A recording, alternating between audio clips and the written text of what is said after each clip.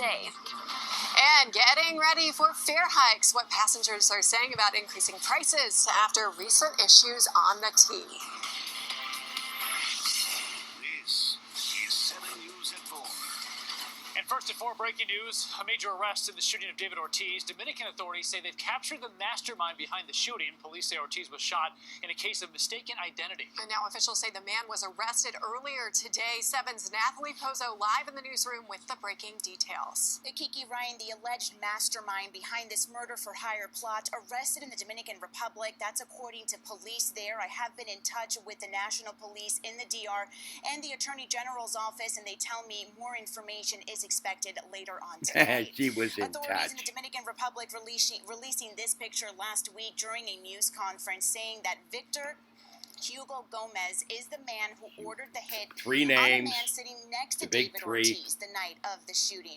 Investigators say Victor. Ortiz was not the intended target, but instead But a there's friend of Victor. his who was But sitting at the Victor. same table, Sixto David Fernandez. Authorities say Gomez and Fernandez are cousins, and they believe Gomez ordered the hit because he suspected Fernandez of turning him into authorities back in 2011. 12 suspects are in custody in what was originally thought to be a plot to kill the former Red Sox slugger.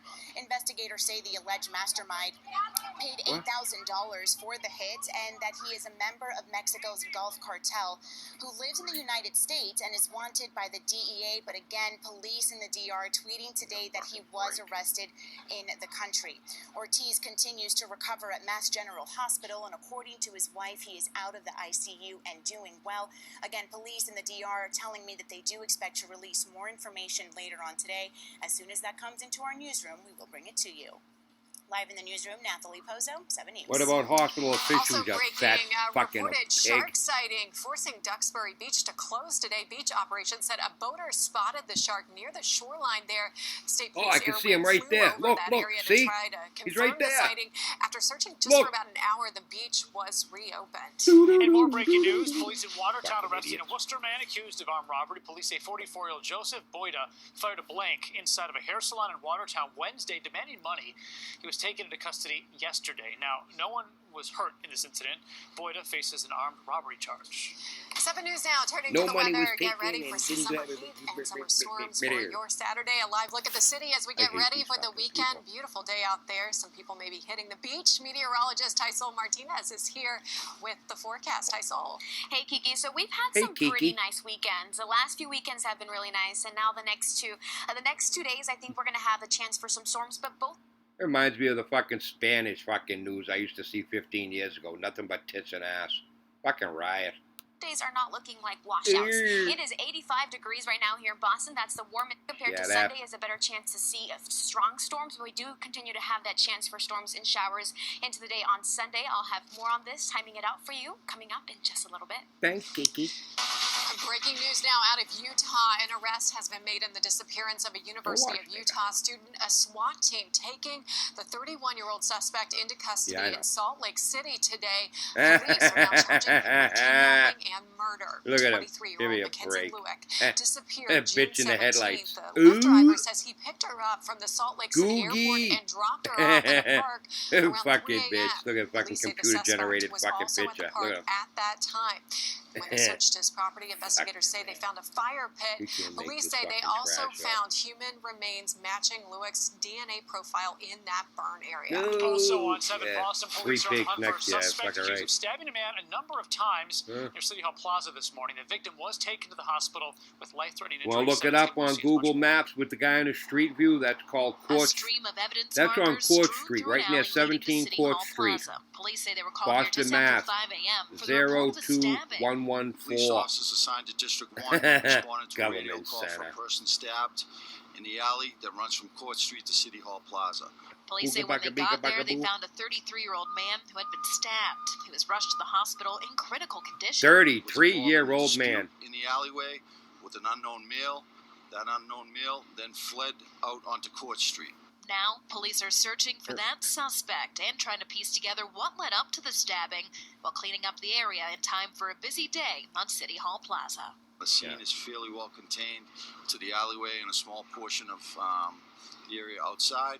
Hopefully we'll wrap this up on the investigation here at the scene in short order, and we'll be out of the way of the day's activities. Think of what And a to watch say. party for the Women's World Cup, one of those activities scheduled for City Hall Plaza today. At this point, investigators have wrapped up their work on the scene. No word on what led up to that stabbing. In Boston, Kim Lucy, 7 News. People who ride the T, getting ready for a fare hike that will go into effect on Monday. The increase in fares comes after several recent derailments impacting service to many riders. 7 Charles Ketty is live in Dorchester with more on this fare increase. And Ryan, we're here at the JFK UMass stop on the Red Line, and this was one of the sites of one of those derailments just a couple of weeks ago. Now, T fares are set to go up, and one Boston City councilor is organizing a protest. After a month that saw a red line derailment, a green line derailment, and an electrical fire on the tracks of the blue line, the MBTA now poised to raise fares. Some customers say it's infuriating. But I was literally sitting at Broadway for like 15, 20 minutes right now.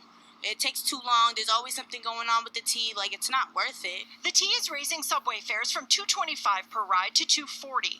Monthly link passes are going from $84.50 to $90, and 7-day link passes are going from $21.25 to $22.50. Bus passes will remain the same at $1.70. More and more people are feeling fed up, frustrated, jumping into cars, and then making traffic even worse. Boston City Councilor at Large Michelle Wu, who has called for the T to be free, is organizing a protest of the fare hikes. She says it's time for sweeping changes and a new conversation around public transportation. We have to talk about electrifying trains, moving to regional rail where we can serve people faster, not just on a strict 9-to-5 schedule, because that's not working for people anymore. This is the 4th price hike at the T since 2012. Governor Charlie Baker has filed a bill that would infuse $50 million into the MBTA. He's also considering more aggressive service shutdowns to speed up repairs. That bill needs approval from lawmakers, and some wonder if it's enough. Honestly, I'm better off walking with my kids. The T sending us a statement saying MBTA riders deserve a level of service on which they can depend, and the T is strongly committed to providing it. To that end, fare revenue helps fund the T's aggressive capital improvement plan. Now, the T points out its fares are still the lowest in the country. Those fare hikes are expected to go into effect on Monday. We're live in Dorchester. Charmin Sacchetti, 7 News. A new report from the FDA naming pet food brands that could be bad for your dog's health. This is the 3rd report from the FDA during a year-long investigation. The report includes 16 brands linked to more than 500 cases of canine heart disease. Breeds that are typically affected are large breed dogs.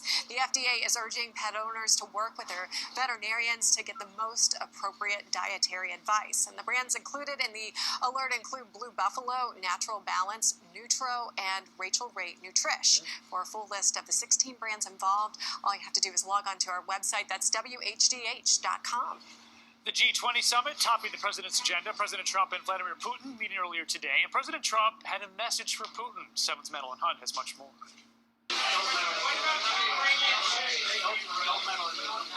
Reporters asking about the elephant in the room and President Trump brushing it off. The president sitting down with Russian President Vladimir Putin for the first time Look at the looks since the Putin release gives of him. Special Counsel Robert Unfucking-believable. Mueller's investigation, Like, which what found a Russia shithead. interfered with the 2016 presidential election. We have a very, very good relationship, and we look forward to spending some very good time together. A lot of very positive things going to come out of the relationship. The two are in He's Japan like, this for guy's this a year's shitbag. G20 summit. We're the hottest country in the world, the United States, right now, and everybody wants a part of it. President Trump will Yeah. sit down with other world leaders during the summit as well. He's scheduled to talk trade with his Chinese counterpart, Xi Jinping, tomorrow.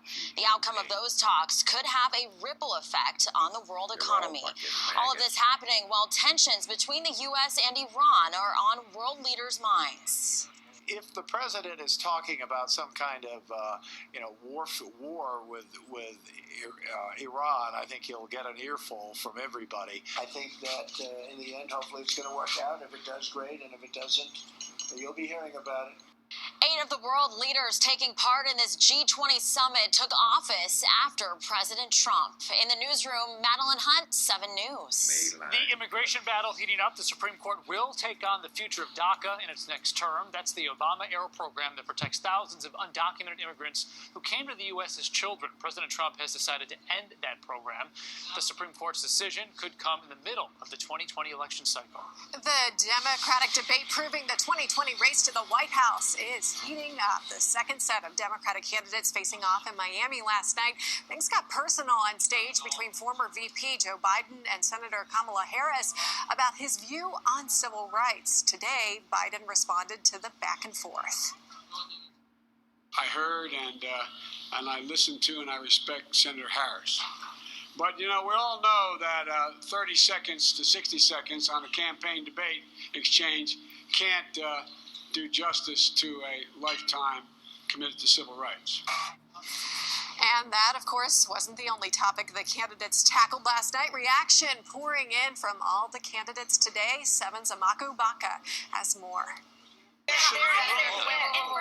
In round 2 of the first Democratic presidential debates, the gloves came off down in Miami. America does not want to witness a food fight. They want to know how we're going to put food on their table. 4 of the 10 candidates among the top polling Democratic hopefuls, including former Vice President Joe Biden, his front-runner status making him a target. Joe Biden was right when he said it was time to pass the torch to a new generation of Americans 32 years ago. He's still right today. I'm still holding on to that torch. Senator Kamala Harris challenging Biden for invoking his work with segregationists at a recent fundraiser. It was hurtful to hear you talk about the reputations of 2 United States senators who built their reputations and career on the segregation of race in this country. Mischaracterization of my position across the board. I did not praise racist. That is not true. Others taking aim at Senator Bernie Sanders. Bernie mentioned that the taxes that we would have to pay, because of those taxes, Vermont rejected Medicare for all. The bottom line is, if we don't clearly define that we are not socialists, the Republicans are going to come at us every way they can and call us socialists. Though much of the criticism was directed off stage at President Trump. Donald Trump has put us in a horrible situation. He's torn apart the moral fabric of who we are. He is attacking a basic principle of America's moral core. The candidates tackling a range of topics, including the economy, immigration, climate change, and health care. I would call it Medicare for all who want it. Health care is a human right, not something to make huge profits on. Amaka Ubaka, 7 News. I'm a Bubaka. Candidates will hold another 2-night debate in Detroit next month. 7 News will bring you all you need to know leading up to that event. We'll have the latest on air, online, and of course on the 7 News We'll tell you all app. you need to know. All right, the Red Sox crossing the pond. The team getting ready to play ball against the Yankees in England for the London series. 7's Chelsea McDonald is live in the newsroom with much more. Baseball's biggest rivalry going where the game has never gone before. The Red Sox and Yankees set to make history tomorrow morning across the pond, playing the first ever game on European soil when they do battle in London. The Sox and Bombers will hit the field at London Stadium, generally home of West Ham United of the Premier League. But this weekend, it's been given a major league makeover. The Sox are actually the home team for the 2-game set, and manager Alex Cora, who's always been an advocate for baseball on the international level, can't wait to put on a show in jolly old England. It's very important not only for us and the Yankees, but for baseball in general.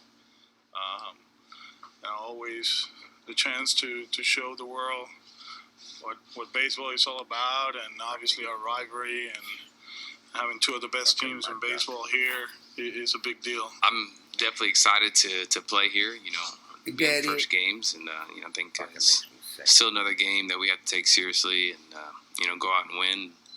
But yeah, I'm definitely excited. This is the second time the Sox have taken the show on the road outside of North America. Back in 2008, they opened the season in Tokyo, and Cora was along for the ride as a player. Live in the newsroom, Chelsea McDonald, 7 News. Still ahead here on 7 News at 4, calls from Congress. What 2 U.S. senators are asking the commissioner of Major League Baseball to do to protect more fans. And Gronk making a visit to the troops. We'll tell you where he stopped by. Then ahead at 4:30, Boston University launching a new study of former female soccer players. Their new report on CTE. And we're following several breaking news stories. A major arrest in the shooting of David Ortiz. Dominican authorities say they have the accused Mastermind now in custody. And a reported shark sighting in Duxbury, forcing the beach to close for a time. We have a crew on the way, and we'll bring you the very latest right here on 7 News. We're back. I can see it. It's right there. No. Jesus fucking Christ. Fucking what a bunch of fucking bullshit. You even watch it over, you can see it's all bullshit.